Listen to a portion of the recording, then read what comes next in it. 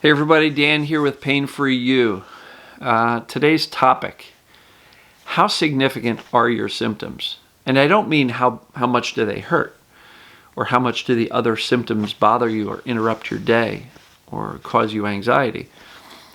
I mean, how significant are they?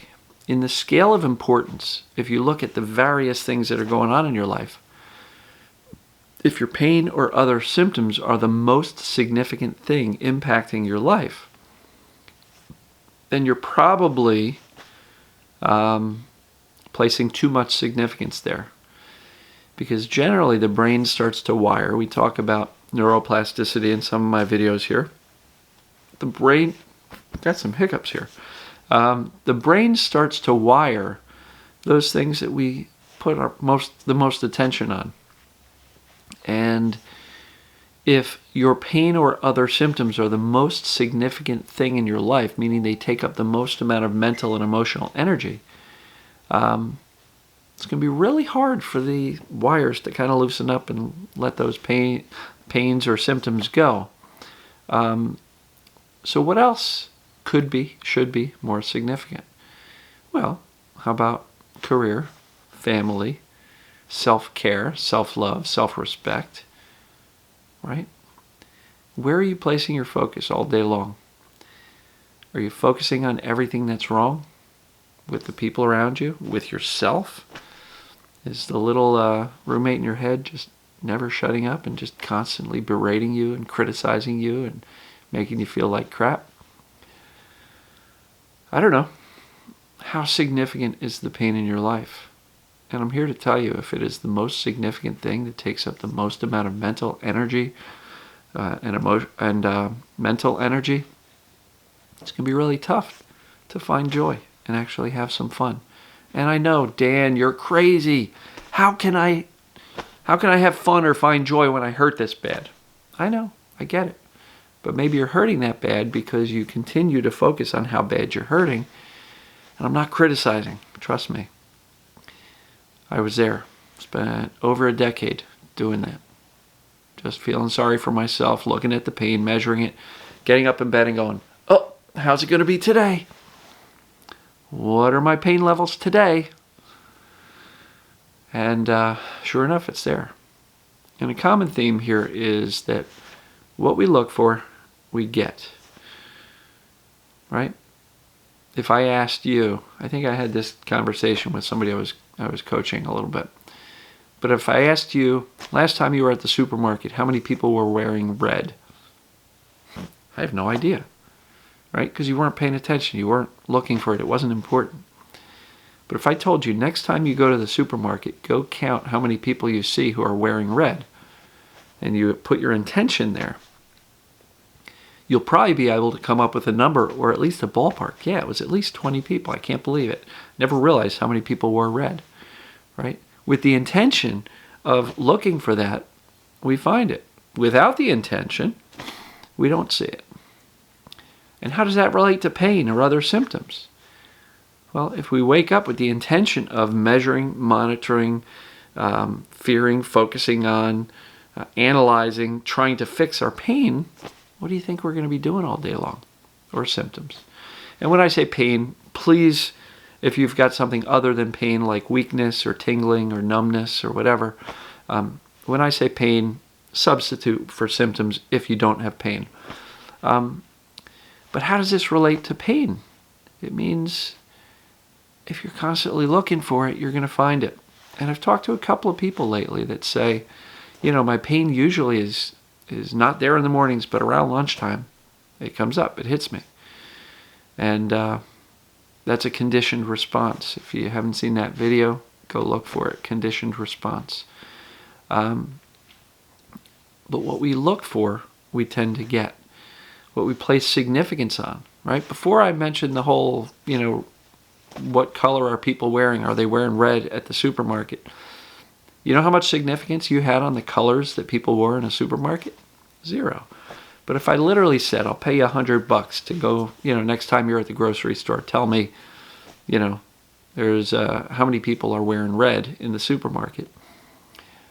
Now that significance is much more elevated. So again, back to pain or symptoms. How significant are they? Well, they hurt. You don't want them. You want to get rid of them. And therefore, they're very significant.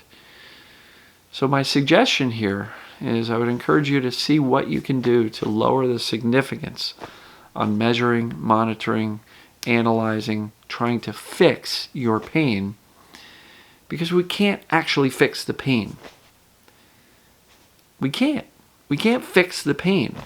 What we can do is observe the original purpose of the pain, which was to distract us from the emotions. So we're not fixing the pain or symptoms by going about this type of TMS process or education process. We're not fixing the pain. We're basically learning something new.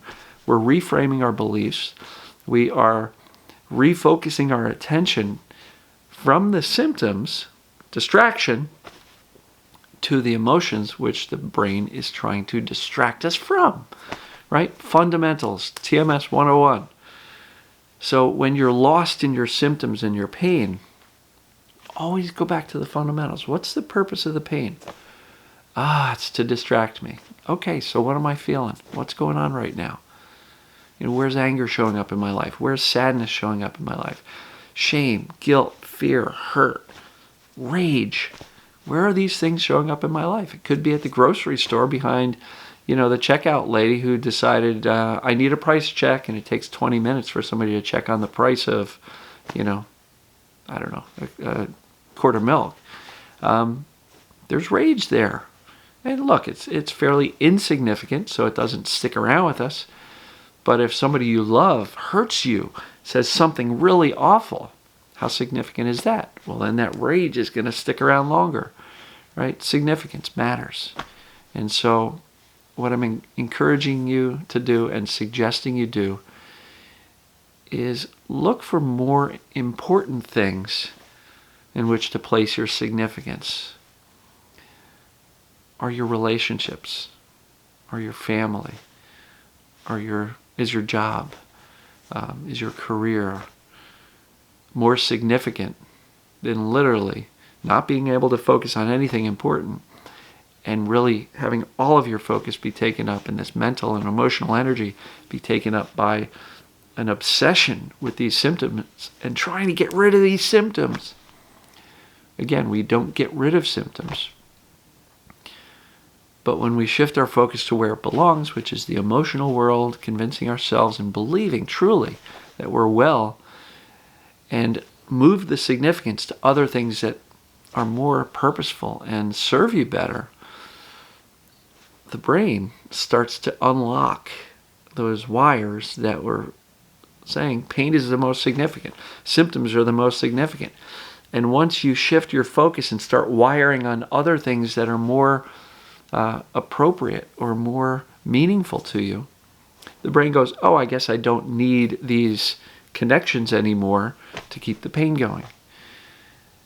And when you remove the purpose of the pain, which is distracting you from the emotions, the pain goes, I don't really need those symptoms or that pain anymore, and can let go. So stop trying to fix the pain, because we can't. We know doctors try that all the time.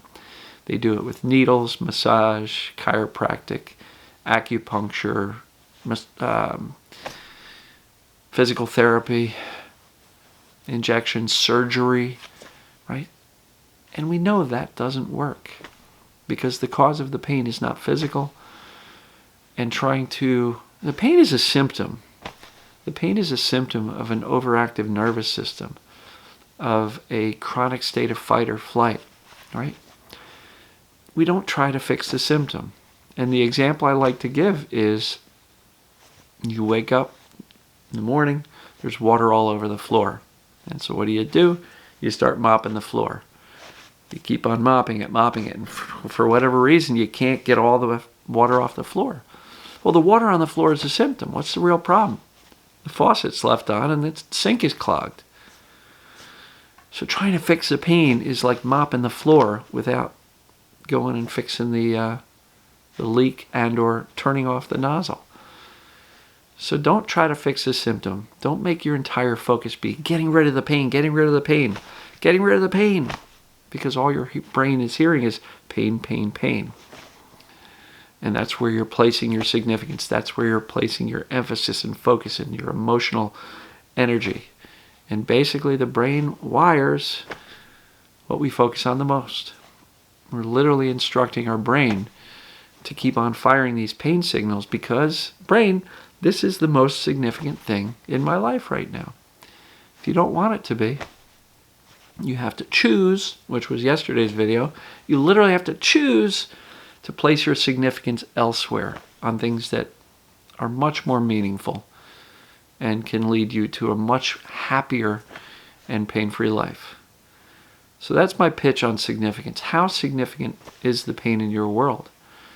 And if it's really, really significant, I would absolutely encourage you to decide what's more important and where should I be putting my focus and energy in placing this thing called significance. And when you do that consistently, and when you choose to make your pain and symptoms less significant and place less of your mental and emotional energy on your symptoms, which is the distraction, and choose to place your significance where it matters and can serve you the best, you're going to notice pretty quickly that emotionally you're going to start to feel better, and your pain is going to start letting loose. It's not going to bother you quite as much. So try it. Evaluate. Really think about it. How significant is your pain and are your symptoms? And what else should really be more significant? And then choose to place your significance there. So let me know what you guys think. Comment below. Give me a thumbs up if you like it. And please, if you know somebody who can benefit by this, please share it. I guess that's pretty much it. We'll see you in the next video. Thanks again.